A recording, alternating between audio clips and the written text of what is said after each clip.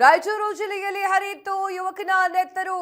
ಬುಲೆಟ್ನಲ್ಲಿ ಹೋಗುವಾಗ ಮಾರಕಾಸ್ತ್ರಗಳಿಂದ ದಾಳಿ, ನಡು ರಸ್ತೆಯಲ್ಲಿ ಯುವಕನನ್ನ ಅಟ್ಟಾಡಿಸಿಕೊಂಡು ಬರ್ಬರ ಹತ್ಯೆ.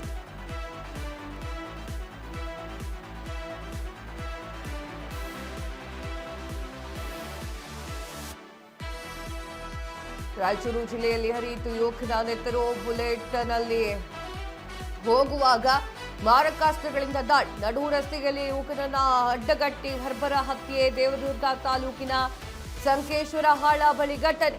ಭೂಮಾನಂದ 32 ವರ್ಷ ಕೊಲೆಯಾಗಿರುವಂತಹ ದುರ್ದೈವಿ. ನಿನ್ನೆ ಸಂಜೆ ಬೈಕ್ನಲ್ಲಿ ತೆರಳುತ್ತಾ ಇದ್ದಂತಹ ವೇಳೆಯಲ್ಲಿ ದಾಳಿ, ಮಾರಕಾಸ್ತ್ರಗಳಿಂದ ಹಲ್ಲೆ ನಡೆಸಿ ಸ್ಥಳದಲ್ಲಿಯೇ ಕೊಲೆ ಮಾಡಲಾಗಿದೆ. ಸ್ಥಳಕ್ಕೆ ಗಬ್ಬೂರು ಪೊಲೀಸರು ಪರಿಶೀಲನೆಗೆ ಅಂತ ಹೇಳಿ ಬಂದಿದ್ದಾರೆ. ಮಾರಕಾಸ್ತ್ರಗಳಿಂದ ಕೊಚ್ಚಿ ಕೊಲೆ ಮಾಡಲಾಗಿದೆ. ಏನು ಹಳೆ ದ್ವೇಷ ಇರುತ್ತಾ ನಿಮಗೆ? ಏನು ಕತೆ? ಒಬ್ಬ ವ್ಯಕ್ತಿಯನ್ನ ಕೊಲ್ಲಬೇಕು ಅನ್ನುವಷ್ಟು ದೊಡ್ಡ ದ್ವೇಷ ಅದು ಏನು ಕಾಣೆ ನಾನು?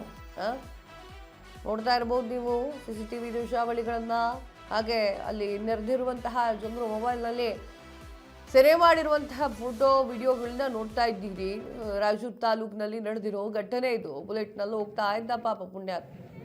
ಬುಲೆಟ್ನಲ್ಲಿ ಹೋಗುವಾಗ ಮಾರಕಾಸ್ತ್ರಗಳಿಂದ ಕೊಚ್ಚಿ ಕೊಲೆ ಮಾಡಲಾಗಿದೆ. ನಡು ರಸ್ತೆಯಲ್ಲಿ ಯುವಕನನ್ನ ಅಟ್ಟಾಡಿಸಿಕೊಂಡು ಬರ್ಬರ ಹತ್ಯೆ ಮಾಡಿದ್ದಾರೆ.